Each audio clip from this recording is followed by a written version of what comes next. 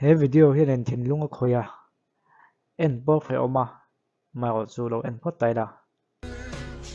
Ang hele du kay po karon du ha niya la ba te. Kasiya sa dan te gier te ka. Kanin sen dei lo ba.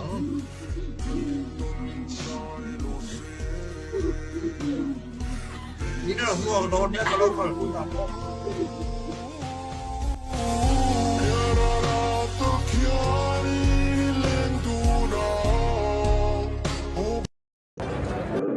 ồ khá dung khá đi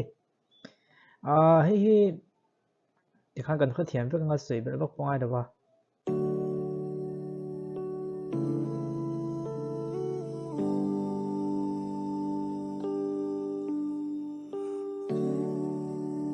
cũng nên là mà anh bùi khi thi hàng ngày nó khá lâu tầm đều sẽ cái này này nên suy phía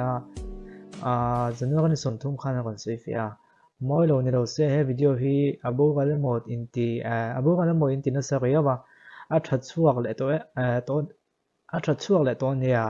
in đầu bu còn video nó cho nghe thì nè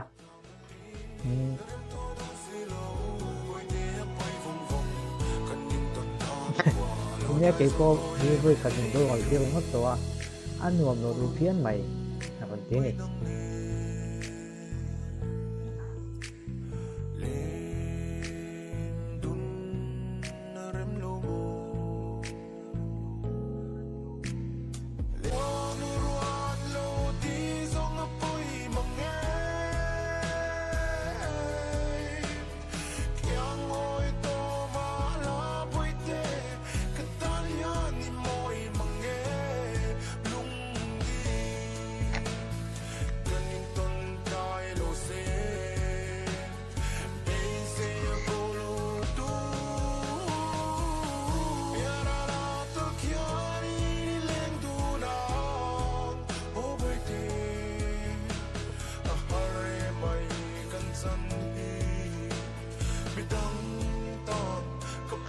có vẻ là hiện thiếu một nuông biết mày chú in mang lại tắc để hiện liệu mày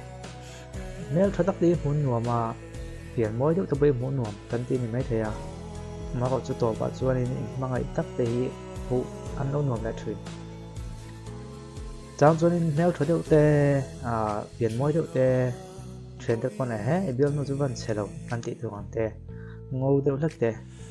tiếng thì cần lâu ở tin cần ít về thuyền nó dẹp xuống là vậy mình hít được yếu từ bôi nhiều về thuyền na nếu thằng con tí xuống tập mình hít được yếu từ bôi nhiều về thuyền na mà sẽ tổ bảo cho nên mang lại tù ô mình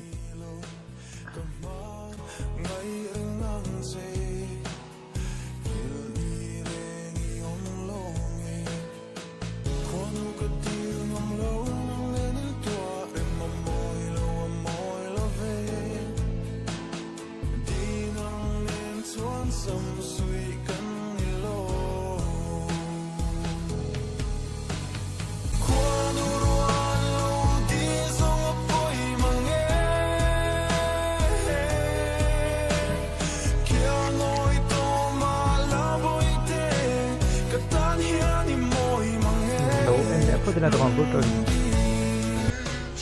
Ang hele du kay po karon du ha niya la ba te. Kasiya sa dan te gier te ka. Kanin sen dei lo ba.